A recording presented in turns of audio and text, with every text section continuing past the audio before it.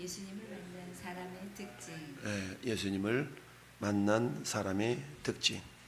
자주 말씀드리지만 우리 오늘날에도 주님을 만났다, 예수님을 만났다 이렇게 표현하는 경우가 많이 있죠. 아, 나 주님 만났어, 주님 만났어. 물론 2000년 전에 돌아가시고 지금은 하늘 보좌 우편에 계신 예수님을 우리가 물리적인 눈으로 만날 수는 없죠. 여기서 만났다는 것은 깊은 경험을, 인격적인 경험을 말하죠. 물론 이 당시에 사울도 역시 마찬가지죠. 예수님이 이미 죽으시고 부활하신 이후에 사울이 만났던 예수님은 영으로 임재하신, 성령으로 임재하신 예수님을 만난 것이죠.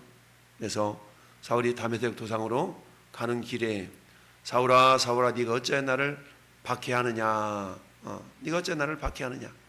이 사울은 깜짝 놀랄 수밖에 없었죠.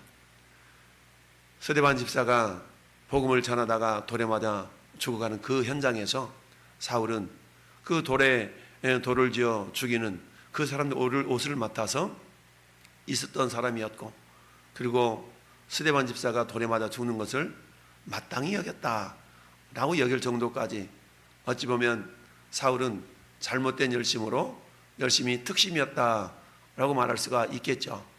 그것이 하나님을 섬기는 그런 모습이다라고 생각했던 이 사울은 예루살렘으로부터 다메섹, 지금부터 시리아 수도 다마스커스죠, 다메섹까지 가는 그 과정 속에서도 내가 이 예수쟁이들 잡아다가 빨리 어떻게 해야지라는 그런 어떤 왜곡되어진 잘못된 열심으로 다메섹 성까지 가는 것이었죠. 그 가는 그 길목에서 예수께서 나타나셔서 어찌하여 네가 나를 박해하느냐, 어찌하여 나를 박해하느냐. 깜짝 놀라서 니시오니까 나는 네가 박해하는 나사렛 예수다. 자기는 예수님을 박해한 것이 아니라 예수 믿는 사람들을 박해했지만 예수님은 나타나셔서 이 사울에게 네가 나를 박해하고 있다라고 말씀하고 있죠.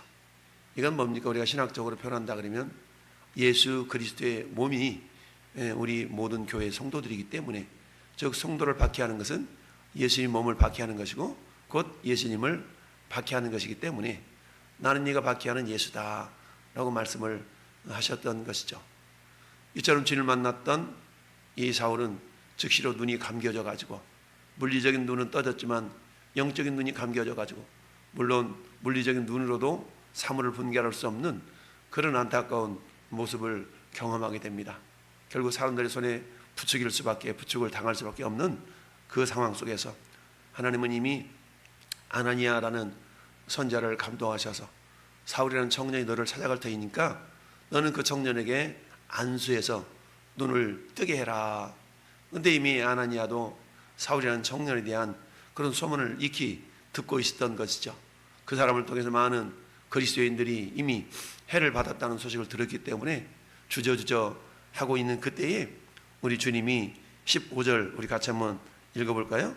9장 15절 시작. 주께서 이르시되 가라, 이 사람은 내 이름을 이방인과 임금들과 이스라엘 자손들에게 전하기 위하여 택한 나의 그릇이다 라고 말씀을 하셨습니다. 이 사람은 내 이름을 이방인과 임금들과 이스라엘 자손들에게 전하기 위한 택한 나의 그릇이다. 이처럼 사울에 대한 주님의 생각을 아나니아 선지자에게 말씀하셨을 때 어쩔 수 없이 아나니아가 순종하게 되죠. 그래서 17절 아나니아가 떠나가 가지고 그 집에 들어가서 그에게 안수하여 이르기를 형제 사울아, 주 곧 네가 오는 길에 나타나셨던 예수께서 나를 보내어 너로 다시 보게 하시고 성령으로 충만하게 하신다. 그랬더니 눈에서 비늘 같은 것이 벗겨져서 다시 보게 되었어. 그리고는 어때? 세례를 받고 전과 전혀 다른 새로운 피조물, 새로운 사람이 된 것이죠.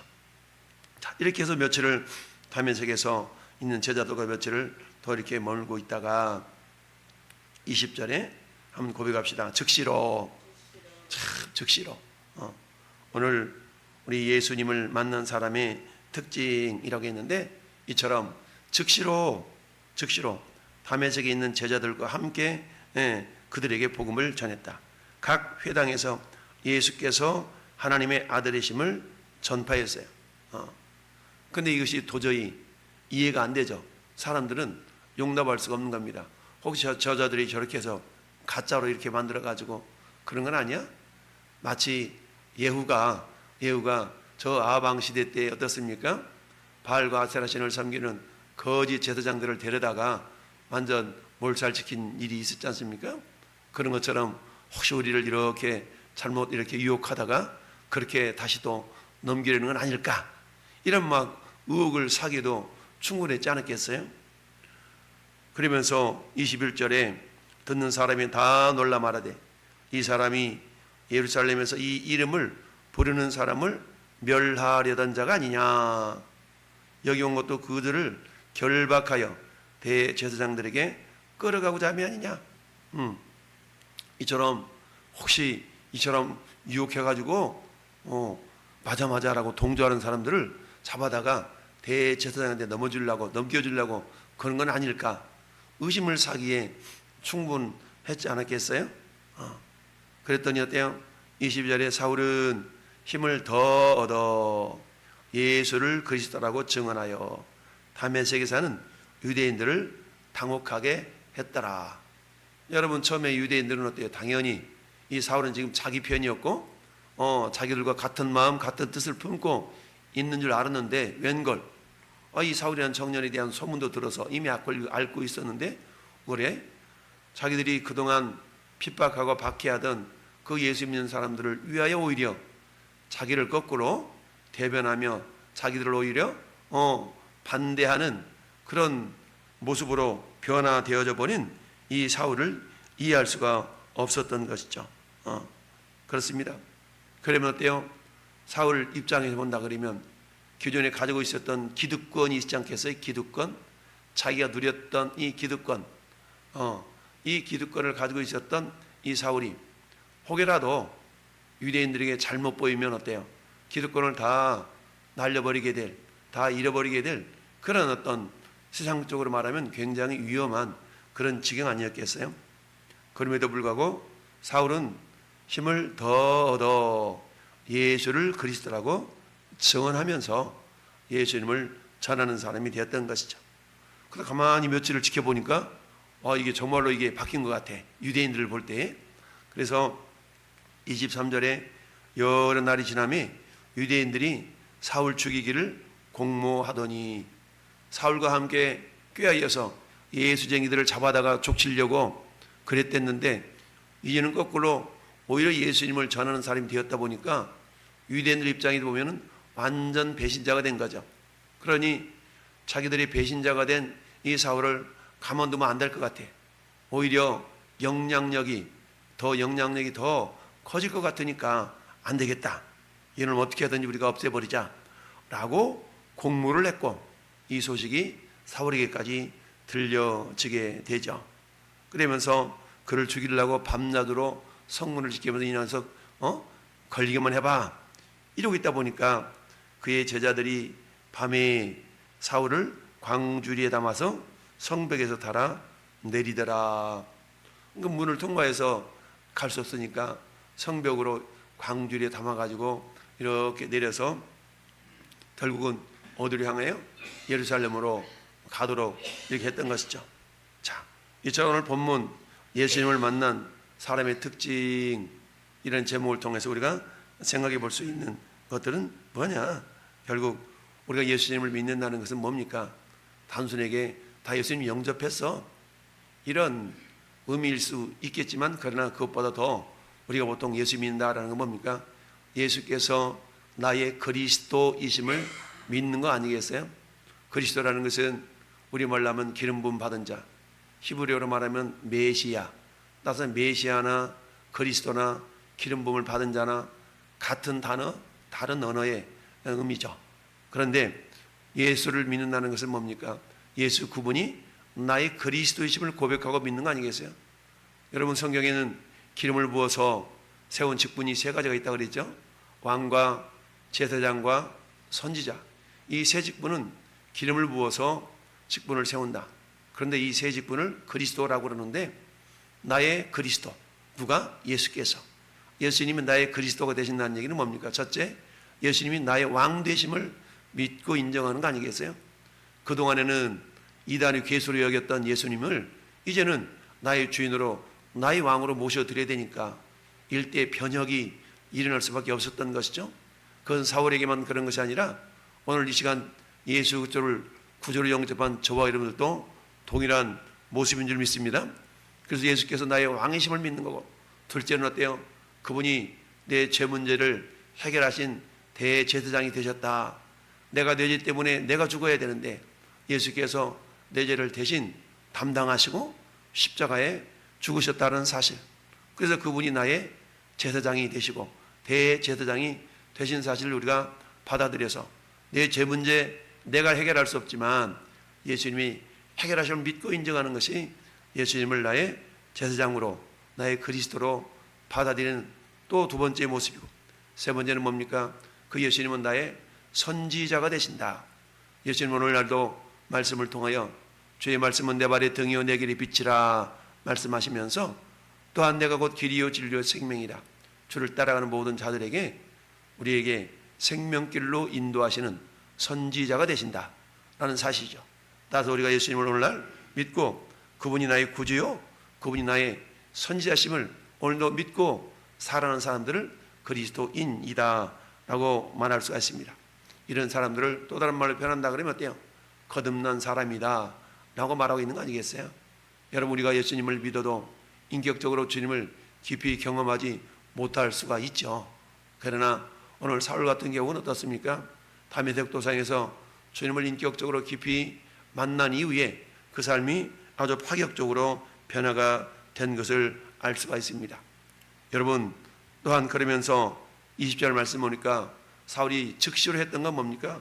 즉시로 각 회당에서 예수가 하나님의 아들이심을 전파했다. 우리로 말하면 뭐한 거예요? 전도했다는 얘기죠. 전도했다는 얘기입니다. 여러분, 어떤 통계를 보면 예수님을 믿어도 여러분 70% 이상은 예수님을 전해본 적이 없다. 예수님을 전해본 적이 없다라고 어떤 통계를 얘기하고 있어요. 그리고는 어때요? 90% 예수 믿는 사람들 가운데 90% 되는 사람들은 개인적으로 복음을 전해서 그 사람으로 하여금 하나님의 자녀가 되게 하는 그런 예수님을 영접시킨다고 표현하죠. 이와 같은 구체적으로 복음을 전해서 예수님을 영접시켜 본 적이 없는 사람이 90% 된다는 얘기입니다. 90% 된다는 얘기죠. 이 정도까지 오늘날은 우리가 어떤 상태예요? 예수님을 믿어도 그냥 대충 믿고 있는 것은 아닌가라고 우리가 돌아보게 된다라는 얘기입니다. 그런 어때요? 예수님을 인격적으로 만난 사람들은 어떤 현상이 나타나요? 사울이 그런 것처럼 즉시로 예수가 하나님의 아들이심을 전파했다라는 얘기입니다. 한마디로 말하면 예수 믿어야 돼 라는 말을 전했다는 얘기죠. 왜 믿어야 되는데? 그래야 천국까지, 그래야 하나님의 자녀가 되는 거야 라고 우리가 전할 수 있어야 된다라는 얘기죠. 어떤 사람은 그렇습니다. 내 믿음이 조금만 더 좋고 내가 좀 말씀을 더 무장한 다음에 그때부터 전도해야지 라고 생각하는 사람들이 있을 수가 있습니다. 근데요, 여러분, 이처럼 내일 미루다가는 내일은 내 시간이 아니라 그랬죠. 나에게 주어진 시간은 오늘만 나의 시간이고 오늘만 내 기회다. 그래서 보라 지금은 은혜 받을 만한 때요, 보라 지금은 구원의 날이로다. 그 누군가가 예수 믿고 천국 갔으면 좋겠다 라는 생각은 품고 있어도 우리가 구체적으로 전하지 않는다면 그 사람은 결코 예수를 믿을 수가 없다. 전하는 자가 없이 어찌 들으리요? 선포한 자가 없이 어찌 믿으리요? 믿음은 들으면서 나기 때문에 듣지 못하면 믿을 수가 없고 전파하지 않으면 들을 수가 없다. 아름답도다 좋은 소식을 전하는 자들이 발이여 함과 같이 저는 여러분들의 발걸음이 아름다운 발걸음 되기를 바랍니다. 그래서 즉시로 여러분, 우리 주님은 모세를 80세에 불러서 야, 너 한 3년만 더 있어. 그 다음에 내가 널 보낼게. 그러지 않으셨거든요. 우리 주님은 모세를 그야말로 미디안 광야 가시떨기 나무에서 만난 즉시로 모세를 애굽으로 보냈잖아요. 너는 바로 가가지고 저 바로에게 억압받고 있는 내 백성 이스라엘을 건져내라 라고 모세를 곧바로 보냈던 걸 보게 됩니다. 이처럼 전에 여러분들이 진정 예수님을 제대로 믿고 있다면 우리는 주저주저 머뭇머뭇거리면서 날고도 다른 사람이 전도하겠지 라고 우리가 머뭇거리는 인생 되지 마시고 어떤 상황 속에서도 내가 만나는 사람마다 이 사람은 예수 믿을까? 저 사람은 예수 믿을까? 라고 우리 마음속에 항상 그런 의구심을 품고 물어보는 겁니다. 혹시 예수 믿으세요? 혹시 교회 다니세요? 이렇게 물어보는 것이죠. 옛날에는 다녔댔는데 지금은. 여러분, 전도하다 보면 대부분 사람들 한 번씩은 다 교회 다녀본 사람들이 대부분이죠. 주일학교에 다녔다든가 이런 사람들이 많아요. 그런 것처럼 어떤 상황 속에서 우리가 복음을 전한다 그러면, 여러분, 우리 주님은 에스겔 3장 31장에서 보면 어떻습니까? 야야, 네 주변에 믿지 않는 사람 참 많지 않냐? 근데 만약에 그가 죽을 때까지 안 믿어가지고 지옥 가면 어떡하냐? 그러면 네 주변에 예수를 믿을 기회가 있었음에도 불구하고 그 사람이 예수를 믿지 않는다면 내가 너한테 책임을 물을 거야 라고 하는 아주 엄중한 말씀이 있는 걸 압니다. 그러나 네가 복음을 전했음에도 불구하고 그 사람이 예수를 믿지 않아서 지옥 갔다면 그 사람은 그 책임이지 너한테 책임 묻지 않을 거야. 그렇지만 네가 복음을 전할 기회가 있었음에도 불구하고 전하지 않는다면 너한테도 책임이 있는 거야 라고 주님이 말씀하셨습니다. 그래서 우리는 어때요? 먹든지 마시든지 무엇을 하든지 다 어때요? 하나님의 영광을 위해서 때를 얻든지 못 얻든지 복음을 전할 수 있는 그런 믿음의 사람들이 될 수 있기를 바랍니다. 자, 두 번째는 뭡니까? 오늘 22절 말씀 보니까 사울은 힘을 더 얻어 라고 말씀하고 있습니다. 바울이 고백하기를 내게 능력 주시는 자 안에서 내가 모든 것을 할 수 있느니라. 빌사일상. 이 말씀 우리 많이 고백하며 인용하는 말씀이기도 하시죠. 여러분, 우리 주님은 또한 고린도전서 10장 12절 13절에 그렇게 말씀하고 있지 않습니까? 너희가 감당치 못할 시험당함을 허락하지 않는다. 하나님은 너희가 시험당할 쯤에 피할 길을 내사 너희로 능히 감당할 수 있는 그런 힘을 주신다라고 말씀하고 있습니다. 즉 우리에게 어떤 사명을 주셨다면 사명만 덜렁 주신 것이 아니라 사명을 감당할 수 있는 능력도 주신 줄 믿습니다. 하나님이 모세를 애굽 땅으로 보내실 때 달랑 모세 홀몸으로 보낸 게 아니죠. 더불어서 형 아론을 붙여주셨고 또한 지팡이를 통해서 권능을 행할 수 있는 그 능력도 더불어 주신 줄 믿습니다. 저희 여러분도 역시 마찬가지. 내가 그 누구에게 전도해야 되는데 뭐라고 말하지? 막 우리 고민하잖아요. 근데 성경 분명히 말씀하기를 그때 말할 것을 너희에게 주시리니 너희는 무엇을 말할까? 무엇을 대답할까? 염려하지 말아라. 그때 말할 것 준다. 주님이 나와 함께 하심을 믿고 나가서 저 사람 내가 뭐라고 말하지? 이런 고민을 갖기보다는 주님 저 영혼 예수 안 믿는 것 같은데 어떻게 하면 좋죠?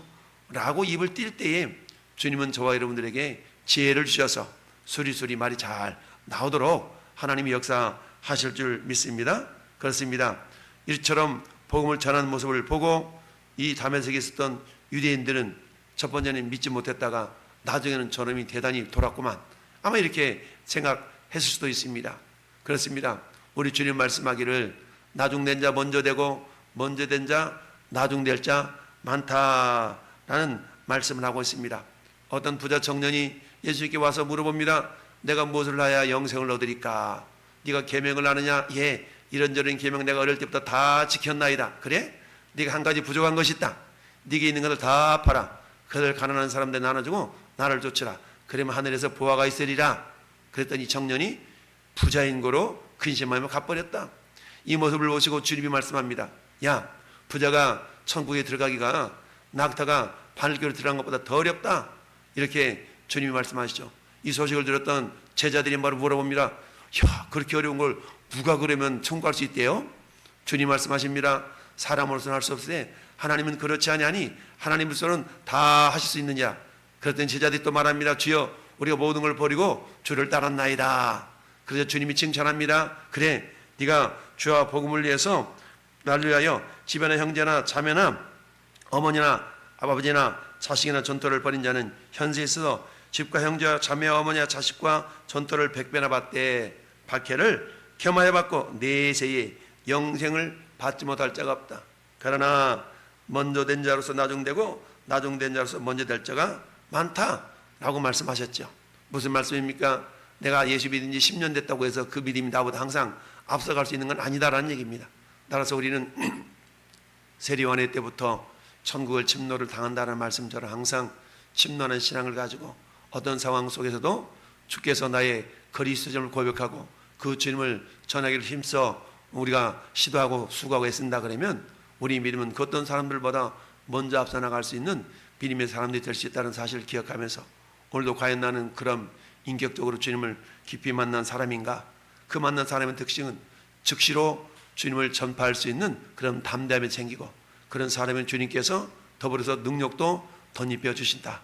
우리의 믿음이라는 것은 내가 예수 믿은 지 오래됐다고 그래가지고 그 사람의 믿음이 막 믿은 사람보다 항상 좋다라고는 말할 수가 없다. 항상 신앙의 역전현상은 나타날 수를 믿고 겸손하게 오늘 하루도 주님과 동행하면서 주님을 자랑하는 주님의 참 제자가 되기를 예수님 이름으로 축원합니다. 아멘.